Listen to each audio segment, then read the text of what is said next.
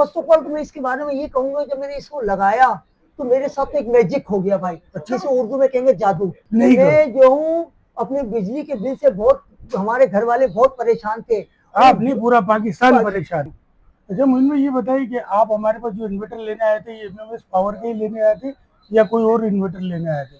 और मेरा जो घर का लोड था वो कमोबेश 1200 से 1600 वाट के करीब था, मगर मुझे इस वाट के अंदर कोई भी इन्वर्टर नहीं मिल रहा था। जो आपको क्यों नहीं मिल रहा था? 1.6 के अंदर अभी अवेलेबल तो है मार्केट में। उसकी वजह ये कि सऊद साहब, मार्केट में जो उनके पैसे हैं ना, अच्छा, प्राइस आपके बजट में नहीं मिल रहा था? बजट में 66 से 72 के दरमियान, और उसकी मुझे क्वालिटी भी समझ में नहीं आ रही थी। नाम दे रहे हैं कि 2000 वाट, वो पीवी उसके वो 1200 भी पूरा नहीं कर रही है। और जब बोर्ड देखा तो ये ऐसा लग रहा था कि 3.5। मेरा मजाक नहीं करो, मैंने बोला इतना बड़ा इन्वर्टर, इतना बड़ा बोर्ड, तो मैं तो पहले ही हैरत कर गया। फिर सऊद भाई ने बोला कि इसके अंदर बिल्टन बीएमएस है, मैं फिर हैरत कर गया। उन्होंने बोला कि इसमें तो बिल्टन वाईफाई भी है, अब डोंगल।